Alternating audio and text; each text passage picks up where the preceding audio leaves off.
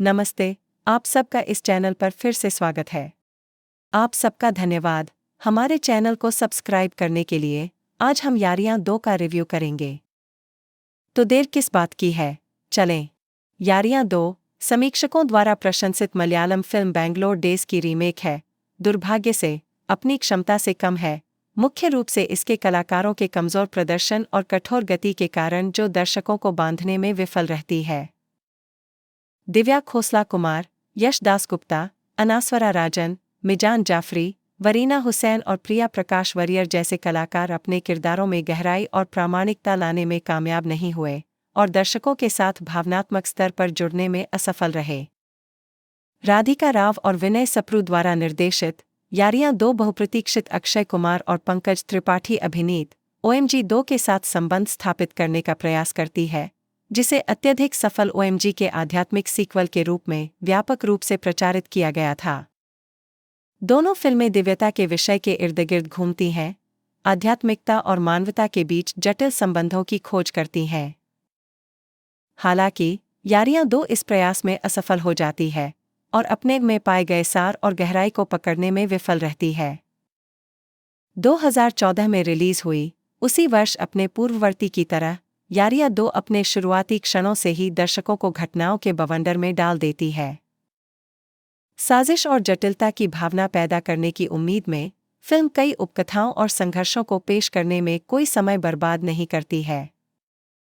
दुर्भाग्य से इस दृष्टिकोण के परिणामस्वरूप एक अराजक कथा उत्पन्न होती है, जिसमें सुसंगतता का अभाव होता है और यह अपनी कहानी और पात्रों दोनों के लिए पर्याप्त विकास प्रदान करने में विफल रहता है। कुल मिलाकर यारियां 2 को मूल यारियां की मूर्खतापूर्ण निरंतरता से ज्यादा कुछ नहीं देखा जा सकता है। अन्य उल्लेखनीय फिल्मों के साथ संबंध बनाने और गहन विषयों का पता लगाने के प्रयास के बावजूद यह अंततः एक सम्मोहक और सामंजस्यपूर्ण सिनेमाई अनुभव प्रदान करने में विफल रहता है। असंबद्ध कहानी कहने के दृष्टिकोण के साथ मजबूत प्रदर्शन की कमी अंततः फिल्म को अपने आधार को प्रज्वलित करने और उस क्षमता को प्राप्त करने से रोकती है, जिसका उसने शुरुआत में वादा किया था। यारियां 2 एक मनोरम फिल्म है, जो कई कहानियों को एक साथ जोड़ती है और विविध पात्रों का परिचय देती है। अपने मूल में फिल्म 3 चचेरे भाइयों के जीवन के इर्द-गिर्द घूमती है, जिनके रास्ते एक दूसरे से मिलते हैं, जिससे उन्हें आगे बढ़ने के लिए ढेर सारी चुनौतियां पेश आती हैं। प्रत्येक चचेरे भाई में विशिष्ट विशेषताएं होती हैं, जो उनकी व्यक्तिगत यात्राओं को दिलचस्प बनाती हैं। हमारी पहली चचेरी बहन लाडली छिबर से मिलती है, जिसका किरदार दिव्या खोसला कुमार ने निभाया है। लाडली को एक गंभीर और समर्पित पत्नी के रूप में दर्शाया गया है, जो खुद को एक काम करने वाले पति से बंधी हुई पाती है। उनकी कहानी उनकी शादी की जटिलताओं और पारिवारिक उम्मीदों की खातिर उनके द्वारा किए गए बलिदानों को उजागर करती है। इसके विपरीत दूसरा चचेरा भाई शिखर रंधावा, जिसका किरदार मिजान जाफरी ने निभाया है, एक विद्रोही और आवेगी स्वभाव का परिचय देता है। उसे बाइक चलाने का शौक है, लेकिन वह व्यवहार संबंधी समस्याओं से जूझता है, जो उसके जीवन में एक महत्वपूर्ण बाधा बन जाती है।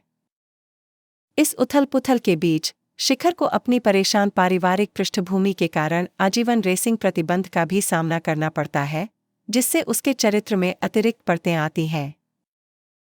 इसके अलावा यारियां 2 आश्चर्यजनक खुलासों की एक श्रृंखला प्रस्तुत करता है, जो इन विलक्षण पात्रों को प्रभावित करते हैं। ये अप्रत्याशित मोड़ उनकी प्रेरणाओं, भय और इच्छाओं की गहरी समझ प्रदान करते हैं, जिससे कथा की समृद्धि और बढ़ जाती है। दिव्या खोसला कुमार को बधाई दी जानी चाहिए, जिन्होंने न केवल फिल्म का निर्देशन किया है, बल्कि लाडली छिबर के रूप में एक कच्चा और सम्मोहक प्रदर्शन भी किया है। उनका चित्रण चरित्र को प्रामाणिकता और भावनात्मक गहराई देता है, जिससे दर्शकों को उसके आंतरिक संघर्षों से जुड़ने का मौका मिलता है। दूसरी ओर मिजान जाफरी, हालांकि प्रतिभाशाली हैं, शिखर रंधावा के चित्रण में गलती से कठोरता को क्रूरता के रूप में चित्रित करते हैं। यह कभी-कभी उनकी निर्विवाद स्क्रीन उपस्थिति के बावजूद उनके चरित्र की समग्र विश्वसनीयता में बाधा डालता है। प्रिया प्रकाश वरियर और वरीना हुसैन दुर्भाग्य से अपनी अपनी भूमिकाओं में न्यूनतम प्रभाव छोड़ते हैं। उनका प्रदर्शन एक स्थायी प्रभाव छोड़ने में विफल रहता है, जो संभावित रूप से समग्र सिनेमाई अनुभव को प्रभावित करता है। प्रशंसित मलयालम फिल्म बैंगलोर डेज पर आधारित यारियां 2 दर्शकों को लाडली छिबर, शिखर रंधावा और बजरंग के जीवन में ले जाती है। तीनों पारिवारिक कर्तव्य से बंधे हैं। उन्होंने अपने माता पिता की अपेक्षाओं को पूरा करने के लिए अपने सपनों को त्याग दिया है। मुंबई आकर वे खुद को अपने व्यक्तिगत संघर्षों में उलझा हुआ पाते हैं। लाडली एक नाखुश शादी में, शिखर को आजीवन रेसिंग प्रतिबंध का सामना करना पड़ रहा है और बज्जू एक कठिन कॉर्पोरेट नौकरी में फंस गया है। उनके सामने आने वाली असंख्य चुनौतियों के बावजूद चचेरे भाई बहन एक दूसरे के प्रति अटूट निष्ठा प्रदर्शित करते हैं। चंचल हरकतों में संलग्न होकर वे व्यक्तिगत संकट के दौरान अटूट समर्थन की पेशकश करते हुए हल्केपन के क्षण बनाते हैं। रिश्तेदारी का यह मजबूत बंधन फिल्म में बलिदान, लचीलापन और व्यक्तिगत पूर्ति की खोज जैसे विषयों की खोज की नींव के रूप में कार्य करता है। संक्षेप में, यारियां 2 एक मनोरंजक फिल्म है जो 3 चचेरे भाइयों के आपस में जुड़े जीवन को कुशलता से चित्रित करती है। अपनी कई कहानियों, विविध पात्रों और अप्रत्याशित खुलासों के साथ यह फिल्म पारिवारिक गतिशीलता, व्यक्तिगत आकांक्षाओं और दोस्ती के अटूट बंधन की जटिलताओं को उजागर करती है। राधिका राव और विनय सप्रू द्वारा निर्देशित नाटक में संभावनाएं हैं। हालांकि एक सख्त पटकथा और अधिक केंद्रित कहानी से इसे काफी फायदा हो सकता था। माता पिता की अनुचित अपेक्षाओं का आवर्ती विषय पेश किया गया है, लेकिन दुर्भाग्य से उस गहराई से इसका पता नहीं लगाया गया है जिसके वह हकदार है। हालांकि कथानक लाडली, शिखर और बज्जू के जीवन के इर्द गिर्द घूमता है, क्योंकि वे अपने माता पिता द्वारा उन पर डाले गए दबावों से जूझते हैं। यह मुद्दा अनसुलझा है, जिससे दर्शक और अधिक चाहते हैं।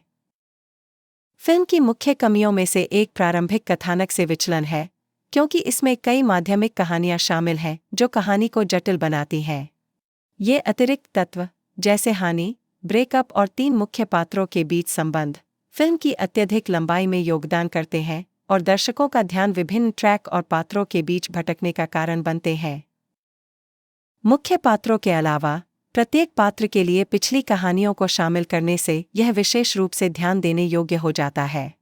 जबकि चचेरे भाई बहनों के बीच के रिश्ते को अच्छी तरह से चित्रित किया गया है ताकि और दर्शकों की दिलचस्पी बरकरार रहे, बाकी कहानियां पूर्वानुमानित लगती हैं और कोई महत्वपूर्ण आश्चर्य या गहराई पेश करने में विफल रहती हैं।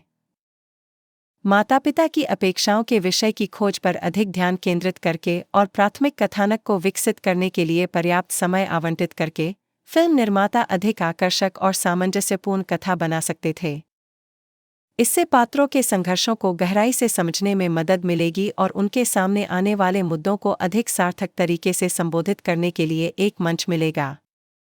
संक्षेप में, राधिका राव और विनय सप्रू द्वारा निर्देशित नाटक आशाजनक दिखता है, लेकिन एक कसी हुई पटकथा और अधिक केंद्रित कहानी की कमी के कारण कमजोर पड़ जाता है।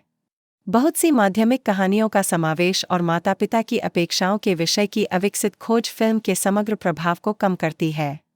विस्तार पर अधिक ध्यान देने से इस फिल्म की क्षमता को पूरी तरह से महसूस किया जा सकता था। 2005 में निर्देशक जोड़ी राधिका राव और विनय सप्रू ने रूस में युद्ध की पृष्ठभूमि के बीच एक रोमांटिक गाथा बनाने का रचनात्मक प्रयास शुरू किया। अपनी खामियों के बावजूद फिल्म अपनी महत्वाकांक्षी शिल्प कौशल और उत्कृष्ट रूप से कैप्चर किए गए दृश्यों के कारण अलग नजर आई। इसके अतिरिक्त भूतिया साउंड ट्रैक ने कहानी के भावनात्मक मूल को स्थापित करने में महत्वपूर्ण भूमिका निभाई। 2016 में तेजी से आगे बढ़ते हुए राधिका राव और विनय सप्रू ने एक बार फिर दर्शकों के लिए सनम तेरी कसम पेश की, एक ऐसी फिल्म जो सोशल मीडिया पर साझा करने के लिए संबंधित सामग्री की तलाश करने वाले निराश प्रेमियों के लिए एक खजाना साबित हुई।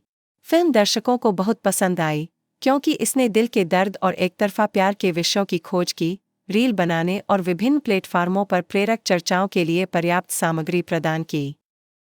हालांकि उनके अगले प्रोजेक्ट यारियां 2 के लिए भी ऐसा नहीं कहा जा सकता है। ऐसा लगता है कि यह फिल्म मुख्य रूप से डिजाइनर लहंगे, स्टाइलिश पोशाकें और अपने पूर्ववर्ती का एक नया गीत पेश करती है, जबकि ध्यान दृश्य सौंदर्य शास्त्र और फैशन विकल्पों पर लगता है। ऐसा प्रतीत होता है कि उनके पहले के कार्यों में पाई गई गहराई और सामग्री की इस विशेष पेशकश में कमी हो सकती है।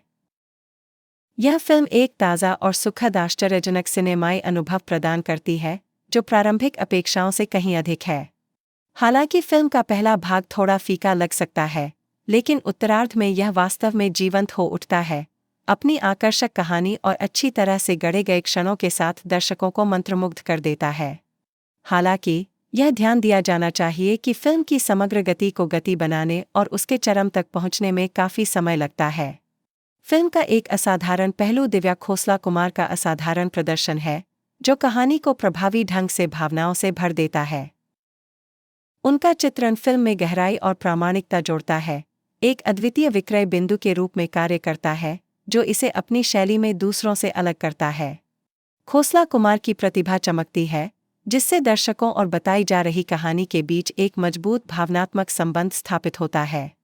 इसके अलावा फिल्म उन तत्वों की एक श्रृंखला को सफलतापूर्वक संतुलित करती है, जो इसकी समग्र अपील में योगदान करते हैं। अपनी आकर्षक सिनेमैटोग्राफी से लेकर अच्छी तरह से गढ़ी गई कहानी तक, यह कई स्तरों पर दर्शकों को लुभाने में कामयाब होती है। फिल्म सावधानीपूर्वक विभिन्न विषयों और उपकथाओं को एक साथ जोड़ती है, एक समृद्ध और स्तरित कथा बनाती है, जो दर्शकों को बांधे रखती है।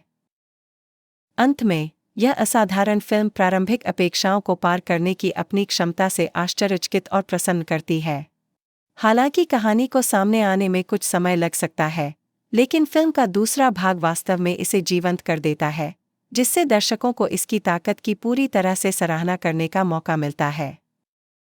दिव्या खोसला कुमार का उत्कृष्ट काम फिल्म को ऊंचा उठाता है, एक शक्तिशाली भावनात्मक अनुनाद जोड़ता है, जो अंततः इसकी परिभाषित विशेषता बन जाता है।